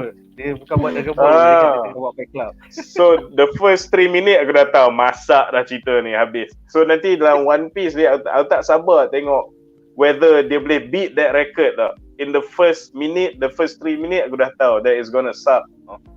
So remains to be seen. Betul. Alright, kita ada 4 lagi soalan. So soalan seterusnya Wan Faris bertanya untuk Munif ya. Munif dah catch up tak dengan One Piece sekarang dekat Wano Arc? aku baru start, personally aku baru start Is Blue Saga. So aku baru 8-9 episod in. Seterusnya silakan. Surprisingly, aku rasa sejak One Piece ni, aku rasa lately macam pacing dia dah quite nice tau. Sebab I don't think the anime ada as much filler as it used to before. So because of that, the pacing tu is quite okay lah. Macam sekarang, kalau dalam manga, depa dah obviously Wano punya battle dah conclude lah, and then depa dah pergi to the next destination yang aku takkan cakap for the benefit of all the anime watchers. Tapi basically Wano dah conclude, depa dah ada sikit something happen in the resolution, and then dah move on to the next island, and then something tengah jadi di situ tau. And then on the anime pula, kalau kau tengok duk viral lately ni, which is Sanji dengan Queen the Plague punya absolutely stunning animation fight apa. So the battle between Sanji dengan Queen pun dah conclude. So Queen is one of the three lah actually, Kaido punya orang kanan tau.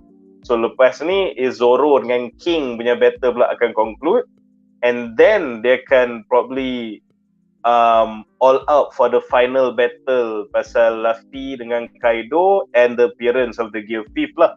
So it's not far off sebenarnya. The pace tu je cukup okay. Dia tak ada lah terlalu rapat sangat sampai animator dia terkencing-kencing nak kerja dengan manga tu. Tapi at the same time it's long enough tapi tak ada lah sampai terlalu ketinggalan tau. So yes, untuk anime depa dah conclude Sanji dengan Queen punya battle. Untuk manga depa dah clear Wano and sekarang dah dekat the next island. So the pacing tu is quite good. Seterusnya kita ada soalan. Fakipiloki bertanya, pada pendapat panelis, bajet berapakah yang perlu diallocatkan to make a good and visionary live action anime? Is budget the only problem to face? Well, kalau kau nak buat filem level-level macam Guardians of the Galaxy Volume 3 ataupun Infinity War ataupun Endgame, you're looking at something macam 250 million.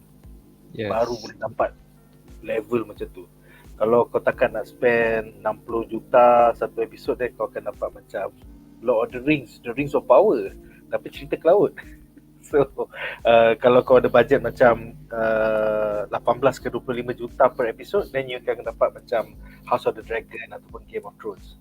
So it's very dependent on budget TV series itulah. Nick, yang ni pun aku nak tambah juga. Sebab for your question ni, macam yang last kali je, is budget the only problem to face? It's not. Sebab sebagaimana yang aku mention tadi, problem dengan One Piece, it goes beyond budget. It's a fundamental disruption of design. Tu problem dia. Sebab it just okay, aku bagi kau satu benda ni tak ada kaitan dengan bajet tau, tapi kau tengok Zoro dalam anime lawan dengan 3 pedang, one of which dia duduk gonggong lah mulut dia lawan macam tu kan. How would that look like in live action? Aku tak tahu honestly. Nanti duduk gonggong pedang tu, air liu terkeluar lah tu macam mana ke. And kadang-kadang masa dia duduk pegang pedang tu, dia duduk bercakap tau. Dia duduk bercakap tau masa lawan sambil dia gonggong pedang. So how will that look like tau? So benda ni tak ada kaitan dengan bajet tau. Benda ni berkaitan dengan the fundamentals of different realities. Macam mana nak translate benda tu seamlessly, flawlessly. Bagi aku, duit boleh cari tau. Kalau duit problem ni boleh solve. Tapi the visual, that artistic translation tu will be the biggest problem. Kau cakap budget, contoh kau tengok Mad Max kan. Macam Mad Max, one of the best macam trilogies of movies ever made kan. And dia buat cerita pasal tak ada orang tengah gurun pasal dia orang tak ada budget. Tak ada budget, but with an injection of innovation and creativity, dia pun dapat buat cerita yang legend. So macam dia bukan pasal duit pun.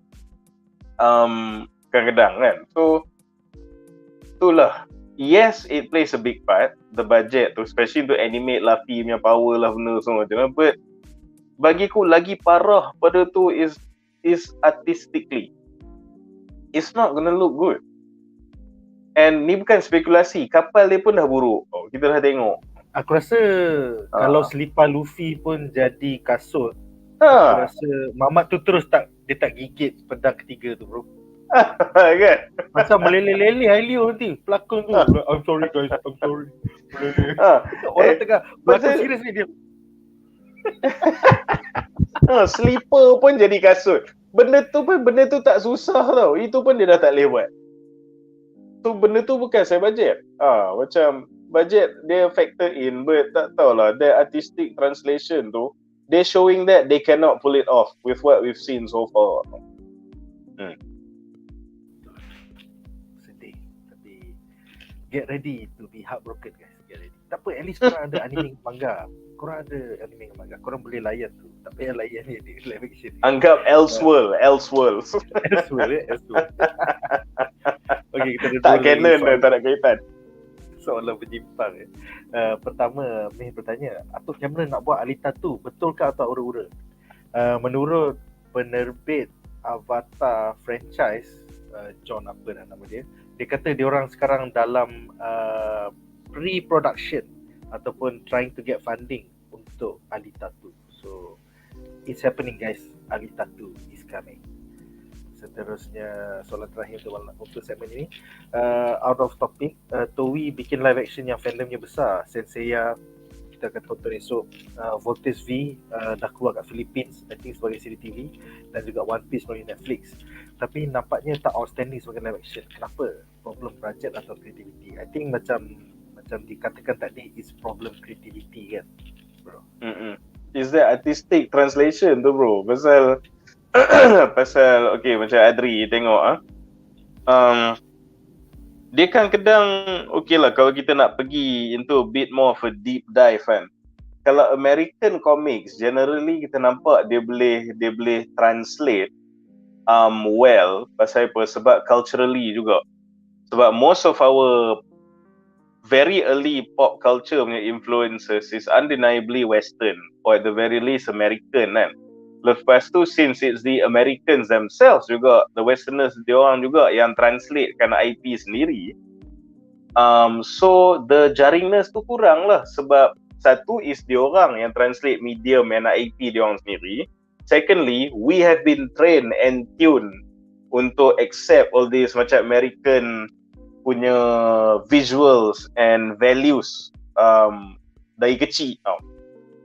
Kita ada macam less resistance. So kalau kau tengok, if you really think about it kan, kadang-kadang okay, contoh kenapa kata benda ni cultural and artistic translation. Kalau kau tengok cerita Bollywood kan, which is obviously itulah banding dengan American, we are definitely not adapt towards macam Indian or Asian punya influence in cinema, not as much as the American punya influence lah. So kita tengok bila cerita Bollywood, suddenly depa break into song kan. Tiba-tiba tu apalah bodoh, macam tak logik kan. Why are you singing suddenly? Why you tengah lawan-lawan nyanyi, tengah duk travel nyanyi, tengah duk makan nyanyi, tengah dalam study dalam kelas kita satu kelas nyanyi, kita flash mob. Macam what the hell is going on kan?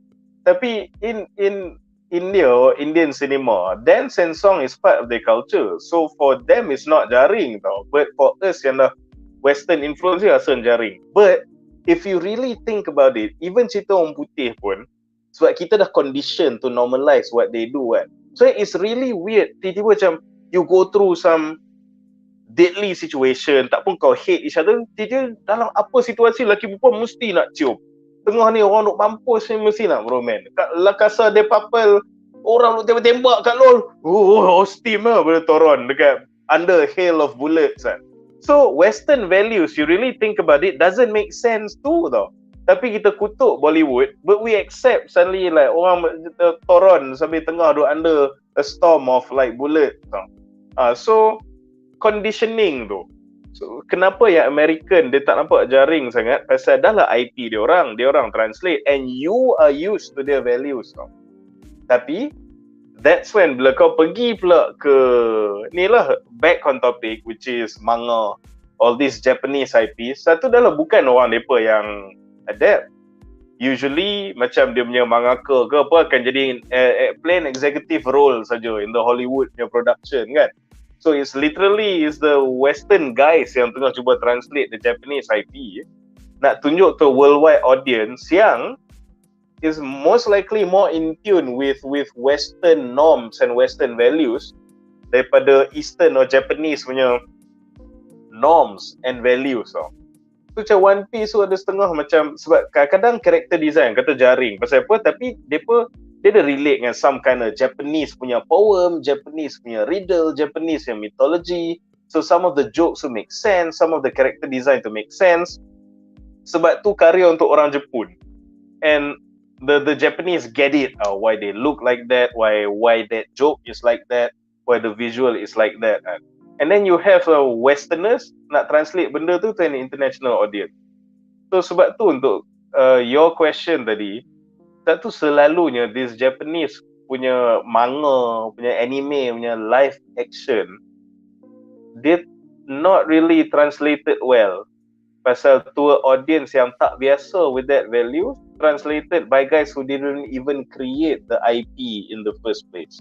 So dia ada layers of reasons kenapa that translation tu tak menjadi tau, as opposed to itulah macam Marvel Comics as the gold standard contoh. So sebab itulah kata every time the Japanese manga anime adaptation kita takut.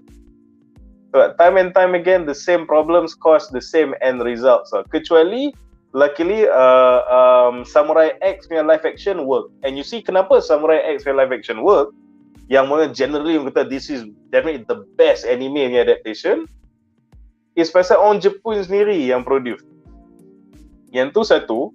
And then pasal dunia dia tak terlalu jaring. It's macam samurai, feudal area, feudal punya era, samurai lawan-lawan apa semua. So dia tak, it's something grounded in reality and produced by fellow, Asians and Japanese kan. So that's why it works. Proving my point lah, I feel.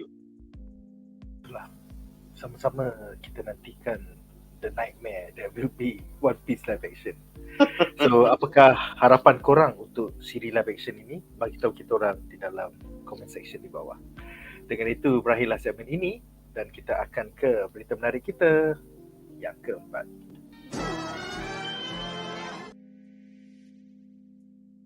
Alright. So, pada Netflix sekarang kita Star Wars pula. Jadi yang keempat tentang Star Wars Sentai, di dalam sebuah wawancara bersama Empire Magazine, Kathleen Kennedy telah mengumumkan bahawa cara franchise filem James Bond diusahakan selama 60 tahun bakal menjadi petunjuk bagi masa depan franchise filem Star Wars. So kau nampak dalam quote tu, she's saying that Bond films kan setiap 3-4 tahun, and then tak ada pressure nak keluar filem setiap tahun. So dia nak buat Star Wars jadi event macam James Bond juga. Then KK juga menambah bahawa tiada Star Wars filem hingga sekurang-kurangnya tahun 2025. Dia kata it's much better to tell the truth that we're going to make these movies when they're ready to be made and release them when they're ready to be released. Jadi projek-projek Star Wars yang kini diusahakan di Lucasfilm adalah filem Star Wars oleh Taika Waititi, filem penutup Mandoverse oleh Dave Filoni, filem prequel Dawn of the Jedi oleh pengarah James Mangold, dan seterusnya filem sequel episode 10 oleh pengarah Miss Marvel Charmin Obaid Chinoy. Jadi aku ada dua soalan. Soalan pertama untuk Munif, apakah pendapat anda tentang strategi KK Mat yang menyamakan Star Wars seperti franchise James Bond dan nak buat event movies setiap 3-4 tahun ada satu? So silakan.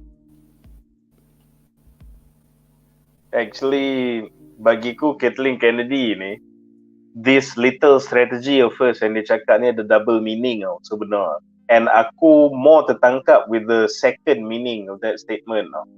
While semua orang bagi perhatian to the fact yang dia cakap pasal timeline, which is the movies akan jadi more sparse lah, more spaced out kan, after 3-4 years. Lepas tu dia cakap pasal oh, the movie will only be released when it's ready, when it's right, apa semua, which is good, which is admittedly good, betul.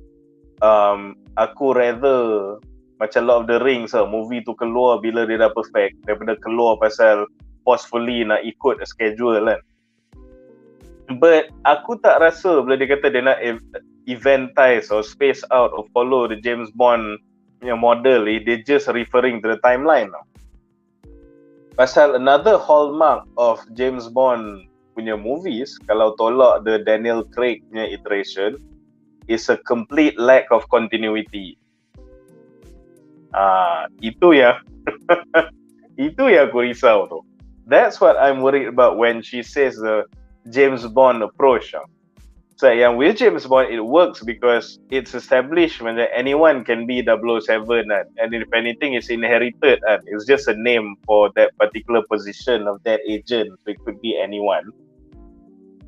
So that's fine. Bila dia tak berapa nak ada continuity sangat. But Star Wars, much like the MCU juga, has always been about these interconnected characters, lore, histories and stories. So if they're taking the James Bond approach, which is to somewhat forgo continuity, then that would suck a lot more compared to having the movie tu lagi jarang muncul between each other lah. Sebab I don't think this is just speculation. Pasal kalau kita tengok the much hated new trilogy 7, 8, 9, they pun suffers from a complete lack of continuity juga. So you have your characters acting completely out of character. You have plot points completely abandoned within the trilogy to itself. Between 7, 8, 9 tu pun macam fucked up continuity sesama movie sendiri. So that trend is already there. Aku rasa dia fikir kalau kita space out the movies kan, the jaring continuity tu macam takkan nampak sangat, A. And then B, it'll be a lot easier to just balon buat movies without context. And another reason to worry is the fact yang kau tengok lah, while kita cakap banyak kali anything that Filoni touches is gold kan. And there a lot of things that's recently good about Star Wars datang di Filoni kan. But the only thing we're hearing from him is his closing of his TV project. The culmination of his TV project. They're not talking about Filoni in the context of the future when he should be the future of Star Wars moving forward. Tapi pasal Filoni ni yang kita suka, dia cakap okay, he's gonna wrap up with his culmination movie, and then the rest of the movies is gonna be Bond style yang most likely fuck continuity. Lah tu dia jarang pula tu in between kan. So I don't know lah. Yang ni pun is a cliche, but as long as si KK Mat is at the helm, you have all these very, very weird decisions. And another thing, and I hate that somehow we mentioned this guy so many times today, the fact yang depa punya director and writers dah come and go, kena buang project ni, kena cancel apa semua, and that ass clown Taika is still around with his project. It shows that there's not a lot of intelligence going on lah into the show running of the Star Wars IP. So Taika tu hidup lagi. Depa nak buat style James Bond yang most likely takkan ada continuity. Depa nak push forward with the much hated Rey character with seemingly no initiative to course correct, while also having the Miss Marvel person like helming the show. And they're closing off Filoni's story with the culmination movie. If you're a Star Wars fan, aku tak tahu celah mana you'd be optimistic with this set of news. So, I really don't think so. Betul lah, until the day where somehow KK will be stepped down ke, removed from her position ke apa ke, aku just approach semua berita-berita Star Wars ni with, I try to remind myself to not get too invested in it lah. Cukup lah kita macam dah sakit hati macam dekat ni lah One Piece nak jadi itulah. Lepas tu your favourite characters Marvel tak adapted as to what you want lah, apa benda lah. and then kau nak tambah penyakit by being terlebih invest dengan Star Wars, pula lah tu nak tambah sakit hati kan. So Star Wars korang chill lah dulu. Maybe if Filoni is announced to be the future of Star Wars, and then on top of that KK pula will not tiba-tiba some surprise news of a resignation ke apa, then you start get your hopes up balik lah. Until then, this is the kind of bullshit news we'll be getting lah. Taika stays, doing this Bond format, all these things. So aku dengar berita saya, okay, yeah, whatever. So let me know when she steps down, and that's the news yang aku nak dengar. Yeah, I think ramai orang tunggu dekat Jepun nanti Star Wars Celebration 2025. Hopefully KK will step down. Hopefully. Alright, soalan kedua adalah untuk Fik. Aku rasa boleh dah touch sikit tadi. Apakah pendapat anda tentang pengarah Taika Waititi tersenarai sebagai satu daripada 4 pengarah filem Star Wars di masa depan? So, daripada MCU dia pergi ke Star Wars pula. Silakan. Oh, kiranya dia tak habis buat kotor dekat Marvel, dia pergi kat Star Wars pula ah. Yeah. Betul. The thing is about Taika ni, masa dalam kita lari ke MCU sikit lah. Masa Thor Ragnarok, it is a fun movie lah. Tapi bila pergi ke Thor Love and Thunder, memang dekat situ kita nampak Taika ni is not a director yang care tentang apa fans rasa tau. And it's not going to be different dengan apa yang ada dalam Star Wars ni nanti. Itu apa yang saya rasa lah. Because dia keep on focus on dia punya creativity.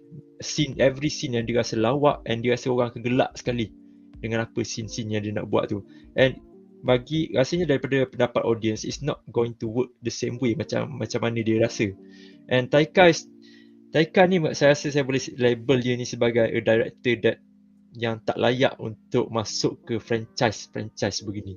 Ya, Iskandar harsh, tapi there is a fact lah. Kalau dia nak buat filem jokes dia, komedi, filem yang luar daripada Star Wars, MCU, DC dan sebagainya, I think it's okay. Tapi sekarang ni bila kita main dengan Star Wars, bila kita main dengan DC, kita main dengan Marvel and everything kan, kau akan bercakap dengan thousand millions of fans lah dengan karya yang kau buat ni kan. Then bila keluar Thor Love and Thunder tu, everyone is hating Taika Waititi right now. Dan Star Wars mungkin dapat efek yang sama macam Thor Love and Thunder, because dia keep on bringing komedi.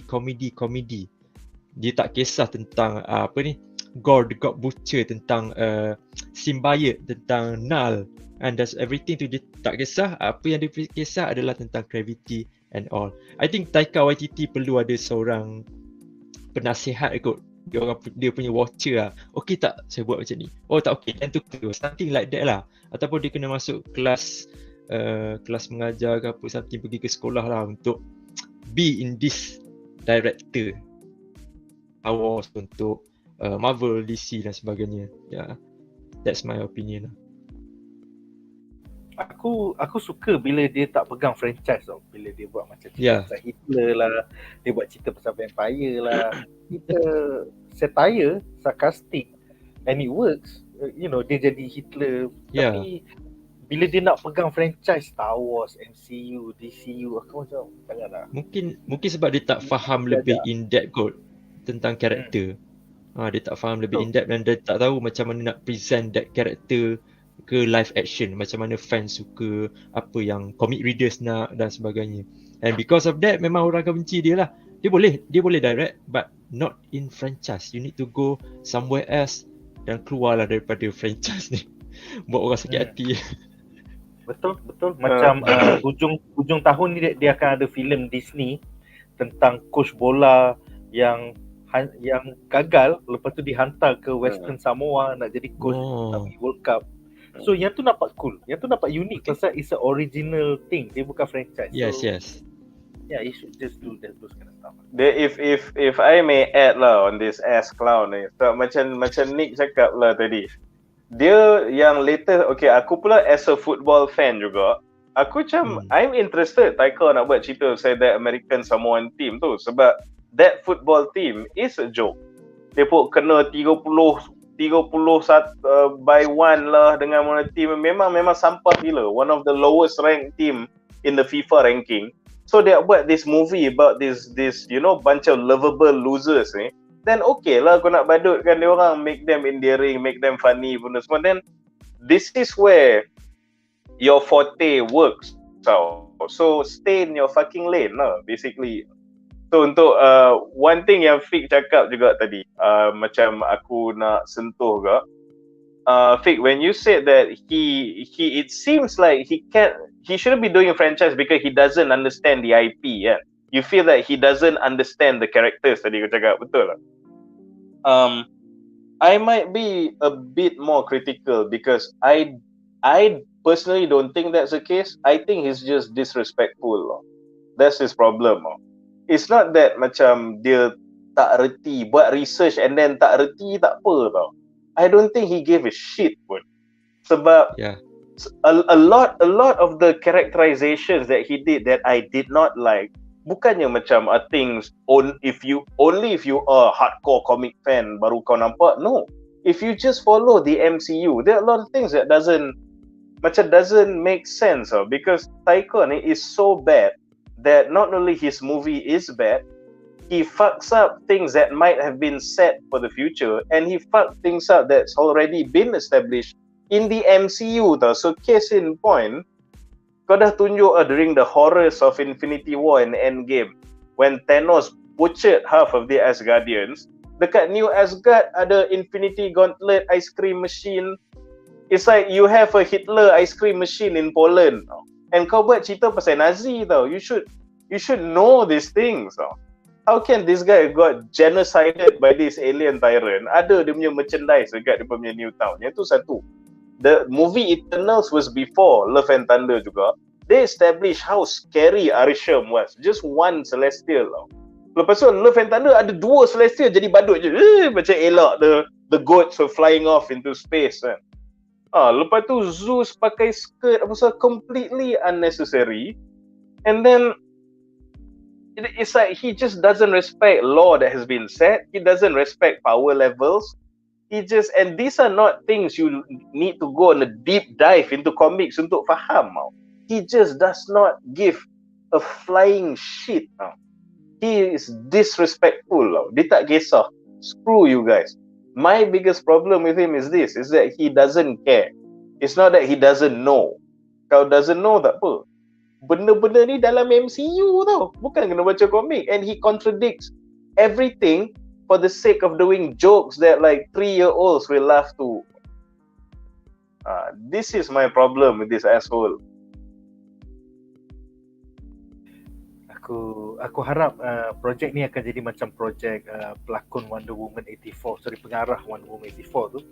Dia macam tiba-tiba je kena cancel. So aku nantikan berita filem Star Wars Taika Waititi akan tiba-tiba je kena cancel. Tak sabar. Alright, kita ada 7 komen menarik. Pertama, Jaswan bertanya, lari topik, bila BuzzPop nak bahas trailer Oppenheimer? So trailer kedua Oppenheimer baru keluar pagi tadi. Kita akan bahas hari Rabu nanti bersama Hadi dan juga Nazir. So sama-sama kita nantikan.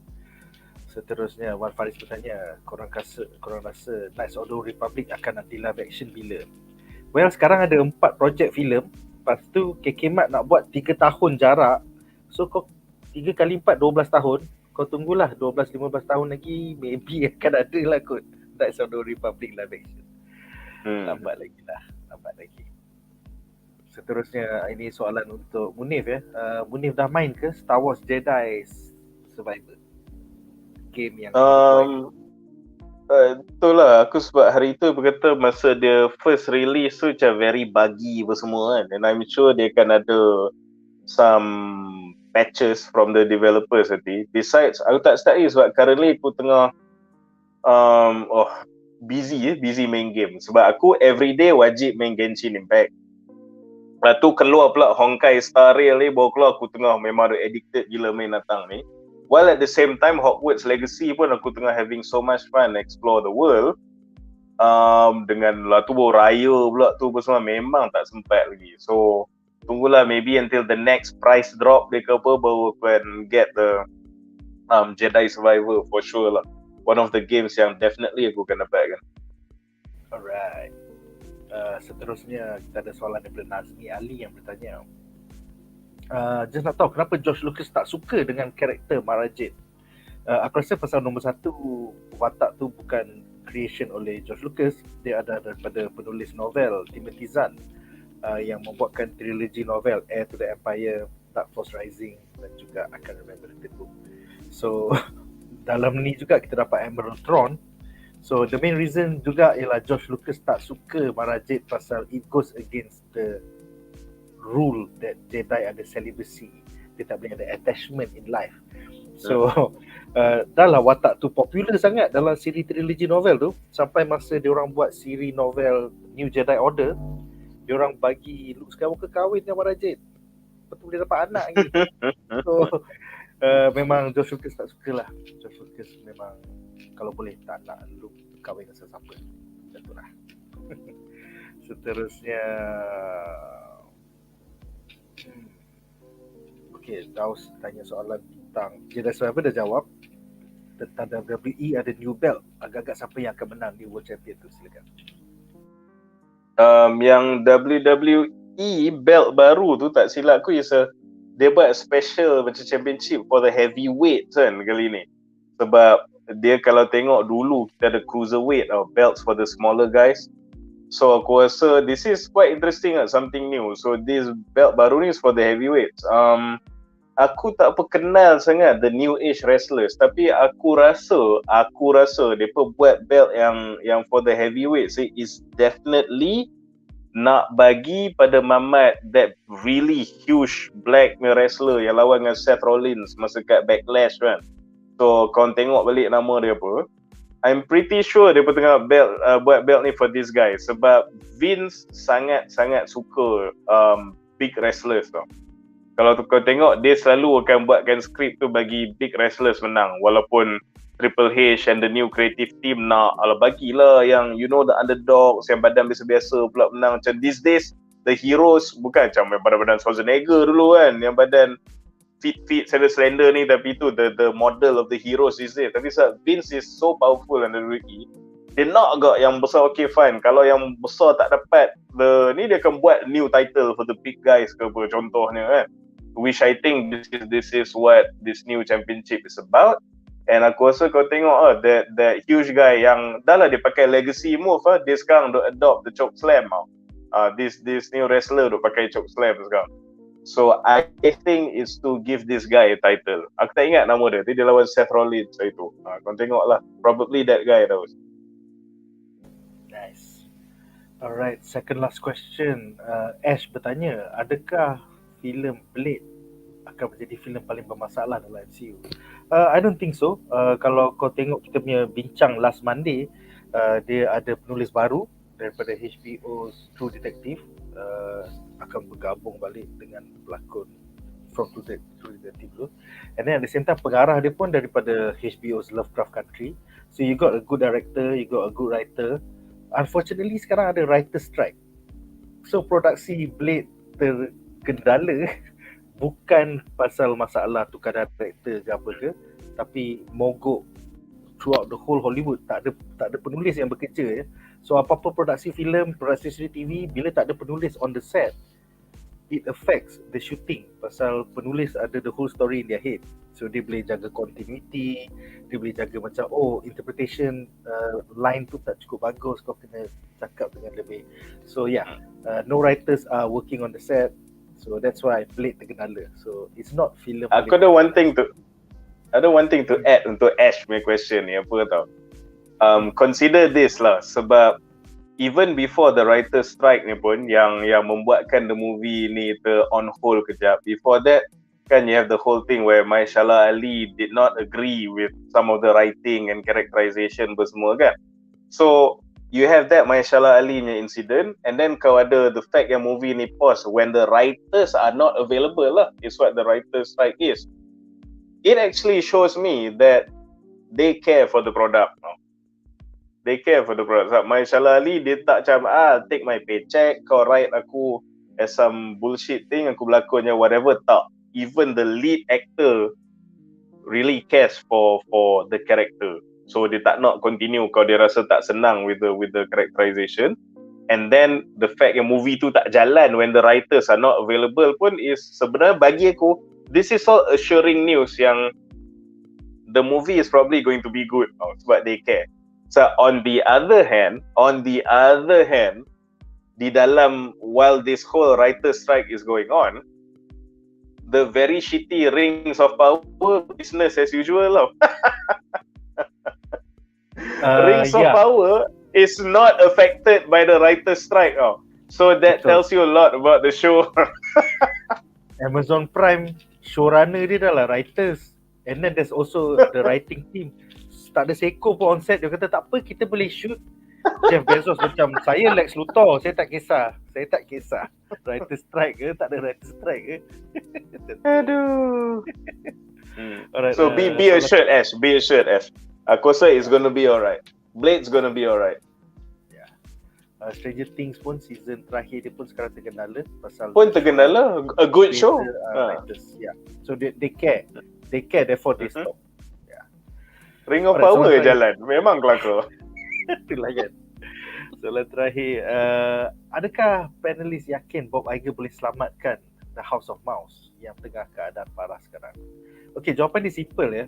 Bob Iger daripada yang menjadi CEO Disney daripada tahun 2005 sehingga 2020, selama 15 tahun telah mengevolusikan Disney from a girl company, kau ada Disney Princess, kau ada animated shows, animated series, into I think a balance punya company. Pasal Bob Iger lah dia beli Pixar, Bob Iger lah yang beli Marvel, dia juga beli Star Wars, Lucasfilm. So dia tahu yang produk-produk Disney kebanyakannya pivoting kepada wanita saja, Disney Princess and stuff like that. So dia beli the boy stuff to make sure that Disney is balanced. And lepas dia hilang 3 tahun dia bersara, ada pekimat nama Bob Chapek ni telah merosakkan company ni. So dia terpaksa kembali daripada persaraan dia, and sekarang dia tengah mencari a proper successor. So I think lepas 15 tahun dan membina Disney the proper way, yes, I think Bob Iger can save the company. It's just a matter of time. Hopefully jangan dapat lagi banyak Bob Chapek lah. Dia company kau is a multimedia company. You don't take a fucker from the parks punya department, boleh tak? Kimak tu tahu jaga Disneyland Park je. Dia tak tahu nak salam-salam orang Hollywood, garu-garu sikit, belakang tangan, belakang tabir. Ni semua politik tau, politik Hollywood. Kau jaga park je, apa kau tahu sia. Itu pendapat aku lah. Panelis ada apa-apa nak tambah tentang Bob Iger? I mean, tak ada sangat. It's as you read in the news lah. Macam bagi aku tak pay too much stock into the shit that happens behind the scene. Sebab I'm not interested in what the suits do. I'm interested in what the creatives do though, as far as I'm concerned lah. So you can have like some unlikable bastard behind the scenes, tapi you churn out shit like Infinity War, Endgame, I'm gonna have no problem. So hopefully korang ingat, first and foremost, what made you money is the creativity. So the materialism will come after the creativity is fulfilled. Just remember that whoever you put at the helm. Yeah. Alright guys, so dengan itu berakhirlah segmen ini. Apa pendapat korang tentang masa depan Star Wars? Bagi tahu korang dalam comment section di bawah. Dan kita akan ke berita menarik kita yang terakhir.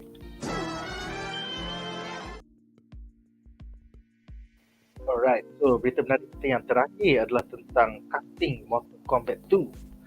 Pelakon Carl Urban daripada siri TV The Boys dan juga filem Dread kini di dalam fasa pembincangan untuk menjayakan watak fan favourite Johnny Cage di dalam filem sequel Mortal Kombat oleh New Line Cinema yang berdasarkan franchise video game blockbuster dari era 1990-an. Pengarah Simon McQuoid yang telah menggarap filem Mortal Kombat 2021 akan kembali untuk mengadaptasikan sequel ini berdasarkan skrip oleh Jeremy Slater, penulis Moon Knight dan juga The Umbrella Academy. So untuk segmen ni aku ada satu soalan je untuk semua panelis. Apakah pendapat anda sama ada Carl Urban ni boleh tak dia menyelamatkan franchise filem Mortal Kombat sebagai Johnny Cage the over the top action star. So kita mulakan dengan Fik dulu. Silakan Fik. Oh, save the entire Mortal Kombat is quite difficult lah. Tapi I believe dengan impact yang dia boleh bawakan kepada filem Mortal Kombat, sebab Karl Urban ni bukanlah satu pelakon yang bukan cala-cala pelakon lah. Kita pun dah tengok dia punya impact dekat dalam series The Boys lah. Memang one of the project yang sangat-sangat best, sangat-sangat brutal untuk ditonton. But as for Mortal Kombat, dia ada isu yang much way bigger daripada pemilihan pelakon tu sendiri lah untuk Karl Urban. But I think as for Karl Urban, dia akan buat kerja yang biasa dia boleh buat. Dia berlakon, dia jalankan apa saja watak yang diberi olehnya. Tapi for the Mortal Kombat, the plot itself untuk Mortal Kombat kedua tu kena lebih solid, as for sure. Memang kena pasti Karl Urban dia akan perform seperti biasa. Yeah, that's for me. Guys, seterusnya silakan Munif. Track. Okay, so I guess I'll be the skeptic for this news sebab macam Fik cakap lah, aku pun memang suka gila The Boys, and any fan of pop culture will have a special place for Karl Urban in your heart sebab dia dalam banyak all these beloved IPs kan, ada je dia like doing his job really well. But on a superficial level, it looks like a miscast lah. At least dalam aku punya opinion lah. Sebab it doesn't look like like an up and coming egoistic punya upstart Hollywood actor who rasa dia untouchable and I can do everything, akulah douchebag terpaling handsome je ni semua kan. He looks like someone who is a washed up actor yang memang dah jaded with the industry instead. He has that look kan.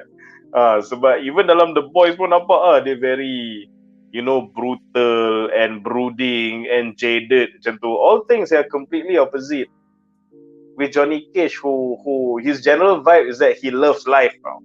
He loves life, I'm an asshole and no one can touch me.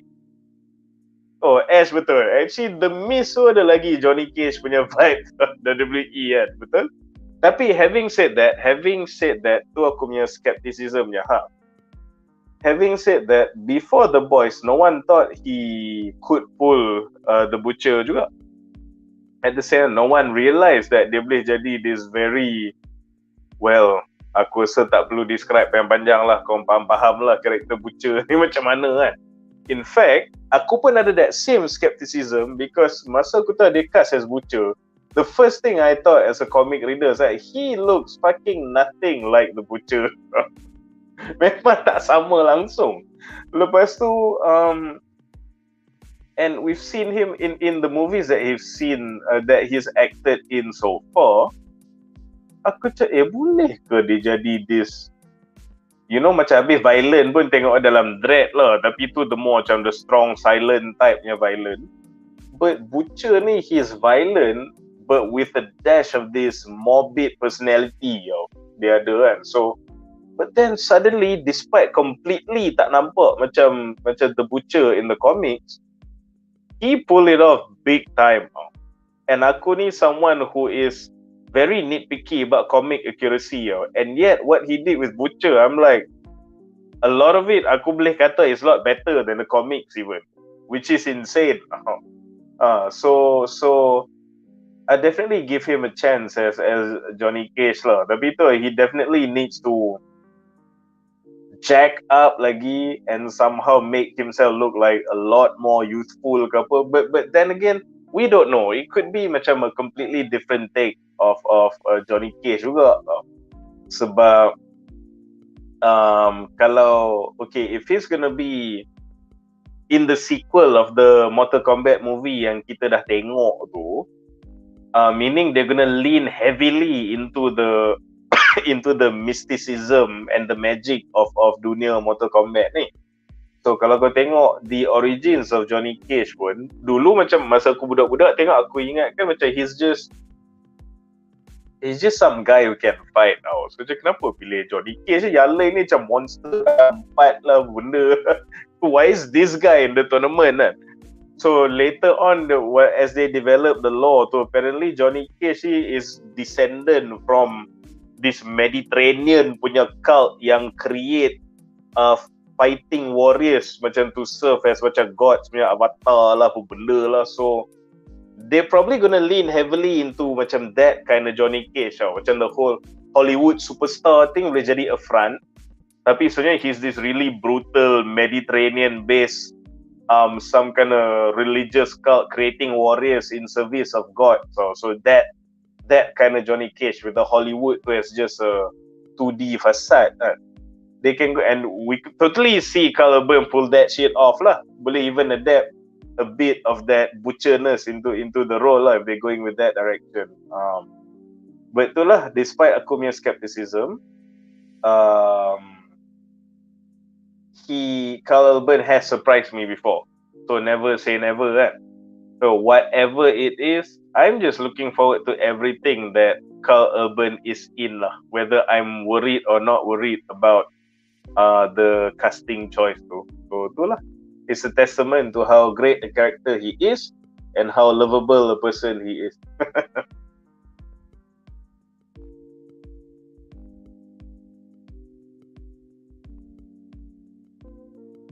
Okay guys, so aku rasa dengan itu sajalah berita-berita kita untuk malam ini. Terima kasih kepada para panelis kita. Kita ada Munif, Malek, Kaki Kaiju, dan juga Fik daripada channel Vision. Dan join us esok di mana kita bakal tengok filem Knights of the Zodiac, iaitu adaptasi live action Senseiya daripada anime dan manga daripada 1980-an. Pagi tu aku dengan Wan akan tonton, kemudian malam esok kita ada Hadi, kita ada Duan. So ada banyak orang akan cakap lah berapa besarnya adaptasi daripada Zodiac Pictures ni. Seterusnya hari Rabu, Hadi dan Nazir serta aku akan cover top 5 trailers. Kita ada exclusive clip daripada Transformers 7 Rise of the Beast. Kita juga ada trailer kedua Oppenheimer. Dan hari Ahad seperti biasa The Anime Division bakal membedah Gundam The Witch from Mercury. So join us minggu ini. Kita ada banyak coverage. Itu saja untuk malam ini guys. Terima kasih kerana menonton. Majulah Fandom untuk negara.